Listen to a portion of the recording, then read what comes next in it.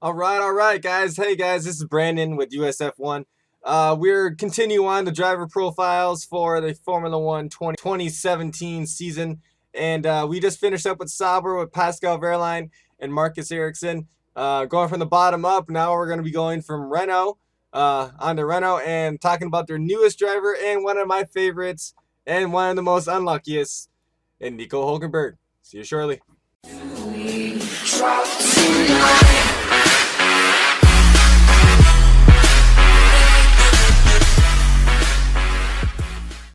Alright, guys, he has a longer history, so I'm actually going to put this on the Cliff Notes side, if you guys know what I mean.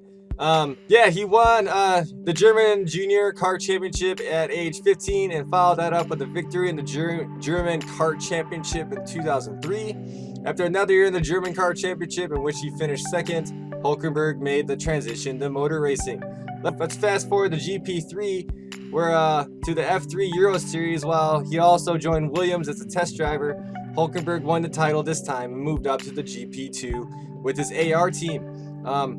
In GP2, at the start of 2009, Hulkenberg was the first driver to test Williams' new FW30. He also impressed during the offseason with 2 appearances in GP2 Asia double headers, setting the pole position in both qualifying sessions and winning at Qatar in only his 3rd start, stretching out a huge 45-second lead at one point. He moved up to the GP2 main series with ART, and after taking a few races to settle in, he reeled off 3 wins in a row and rapidly ascended the championship order. He was already ahead of Romain Grosjean, drives for Haas, and in the championship when his closest rival graduated to Formula One with Renault. By the end of the season, Hulkenberg had become the first rookie to win the championship since Lewis Hamilton, with 100 points to Vitaly Petrov's 75. With Williams, he was promoted in 2010 as a full driver. Hulkenberg's main season went well, and in the second half of the year, he was often in the hunt for points. But his pole position at Interlagos in a damn qualifying session came as a complete shock. Hulkenberg produced 2 laps quicker than the best effort of the next fastest qualifier. Despite having put up Williams on the front of the grid for the first time in 5 years, it wasn't enough for Hulkenberg to keep his place at the team. He was in favor of Pastor Maldonado, one of the worst drivers of all time, Hulkenberg's successor as GP2 champion. And then in 2011, he jumped ship and moved to Force India as the team's reserve driver, participating in most of Friday morning practice sessions. At the end of the year, the team confirmed he would race for them in 2012.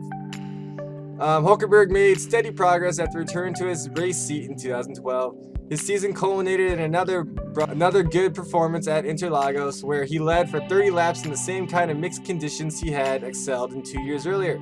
He eventually lost the lead and spun into Lewis Hamilton. This 5th place capped a strong end to the season, which included 4th place in Belgium and standout drives in India and in Korea. Both tracks aren't used anymore. Even before his excellent performance in Brazil, he had been signed up by Sauber for 2013. Jump forward to 2013.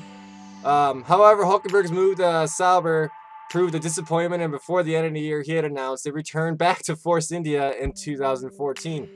First half of the year was especially poor as the team's latest chassis proved uncompetitive and prone to destroying its rear tires. Hulkenberg's effort was further frustrated by technical problems. He failed to even start the first race of the year and errors in the pits. Matters improved when the team introduced a refined aerodynamics package, and the mid-season alterations to the tires also aided their case. Hulkenberg qualified a remarkable 3rd in Italy in a Sauber, with just the Red Bulls in front of him, and finished 5th. He went on one better in Korea, holding off Hamilton and Fernando Alonso for 4th place. But despite these giant-killing feats, he was passed over by the likes of Ferrari, McLaren, and Lotus, who filled their vacancies with other drivers. As you can tell, he has a lot of success, but a lot of unlucky cars and unlucky teams. So he ended up driving for Force India again in 2014. Hulkenberg opted to return to Force India for the following season. This proved a well-timed move since Sauber endured a dismal 2014 campaign, while Force India enjoyed the benefit of Mercedes' class-leading power unit. Hulkenberg regularly brought the car home in the points, but even so, there was still no podium for him. New teammate Sergio Perez made the team's only appearance on the podium, passing Hulkenberg on his way in Bahrain. However, it was Hulkenberg who took the lion's share of the team's points and took his best position in the championship so far with 9th. In 2015, probably was one of his best years of his career. Hulkenberg made his history by becoming the first active Formula 1 driver to claim victory at the Le Mans 24-hour in 24 years. That's a historic feat. He shared the win in a Porsche 919 with Earl Bamber and Nick Tandy. The trio also racing together in the 6 hours of Spa as a warm-up. The Force India drivers' results in Formula 1 gave the lie to the claim that the Grand Prix racers risked impairing their performance by racing elsewhere. On his return to the championship in Austria, he took his best result of the season with 6th. It was a season of 2 parts for Force India, who introduced a major upgrade for their VJM 08 chassis and at mid-season, which transformed its competitiveness. However, for Hulkenberg, this coincided with a patchy spell where problems of his own making, as well as trouble with the car, limits his point scoring. A technical problem kept him from racing at all at Spa. But in Singapore, he has to when he saw the checker flag over the final dozen races, he was either at 6th or 7th place, but he also failed to do so 5 times while his teammate managed a trio of 5ths and a podium in Sochi. But yeah, guys, that is Nico Hulkenberg. Sorry, this article that I had was kind of patchy. Yeah, he will be driving for Renault in 2017 with Julian Palmer, which I'm about to record pretty soon. Yeah, guys, sorry, these things are kind of sketchy. I just want to give you a little bit of insights on who the drivers are, so that way they're not just names to you.